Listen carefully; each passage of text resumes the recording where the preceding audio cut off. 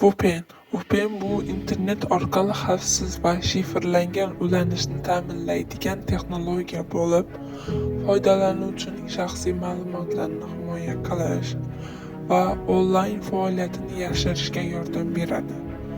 Oddiy holatda biz internetga to'g'ridan-to'g'ri ulanib bilmaymiz. O'z IP manzilimiz orqali sayt va xizmatlarga kirishimiz mumkin.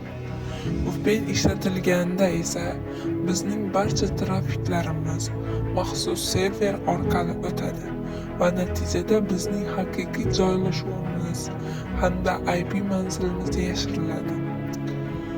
VPN ishlash prinsipi 3 ta asosiy elementga asoslanadi. Tunneling, shifrlash va IP manzilni almashtirish. Tunneling bu sizning ma'lumotlaringizni maxsus yopiq yo'l orqali uzatish jarayonidir. Shifrlash esa ma'lumotlarni maxsus kodga aylantirib, uchinchi shaxslar tomonidan o'qib bo'lmaydigan holatga keltiradi. Bunda ko'pincha AES kabi kuchli algoritmlar qo'llaniladi. IP masking esa sizning haqiqiy IP manzilingizni o'rniga VPN server manzilini ko'rsatadi. Bu esa anonimlikni oshiradi. VPN xizmati turli protokol orqali ishlaydi. Eng mashhurlardan biri OpenVPN bo'lib, u yuqori xavfsizlik darajasi bilan ajralib turadi. Zamonaviy va tezkor variant sifatida keng qo'llanilmoqda. Mobil qurilmalar uchun yaxshi barqarorlikni ta'minlaydi.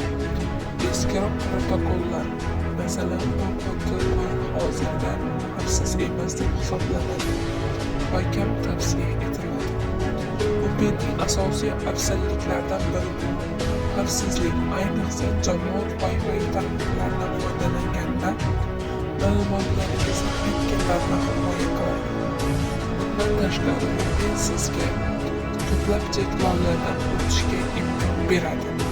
Masalan, Netflix yoki YouTube kabi platformalardagi ayrim kontentlar faqat ma'lum davlatlarda ochiq bo'lishi mumkin. VPN yordamida esa bu cheklovlarni aylanib o'tish mumkin bo'ladi. Shu bilan birga VPNning kamchiliklari ham mavjud. Eng asosiy kamchiligi bu internet tezligining biroz pasayishi. Chunki trafik qo'shimcha server orqali o'tadi. Bepul VPN xizmatlari esa ko'pincha xavfli bo'lishi mumkin. Chunki ular foydalanuvchi ma'lumotlarni yig'ishi yoki reklama ko'rsatishi mumkin. Shu sababli ishonchli xizmatlardan foydalanish tavsiya etiladi. Masalan, ProtonVPN hisoblanadi. VPN bu zamonaviy internet foydalanuvchilari uchun muhim vosita bo'lib, u xavfsizlik, maxfiylik va erkinlikni ta'minlaydi. To'g'ri tanlangan VPN sizni onlayn tahdidlardan himoya qiladi va internetda yanada erkin foydalanish imkonini beradi. VPNning turlari. Birinchisi Remote Access VPN, ya'ni masofaviy kirish VPN hisoblanadi. U foydalanuvchi internet orqali masofadan turib shaxsiy yoki korporativ tarmoqqa ulanadi. Qayerlarda ishlatiladi? U asosan uyda ishlaydigan xodimlar, talabalar, oddiy foydalanuvchilar ishlatadi.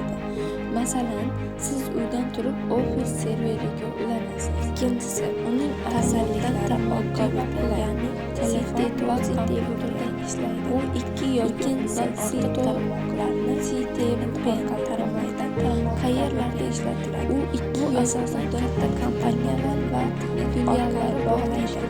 Qayerlarda ishlatiladi? Masalan, Toshkentdagi katta kompaniyalar va filiallar bitta tarmoqda ishlatishda yordam beradi. Toshkentdagi afzalliklari Samarqanddagi filial uchun ideal, markazlashgan afzalliklari katta tizimlar uchun ideal, markazlashgan boshqaruv.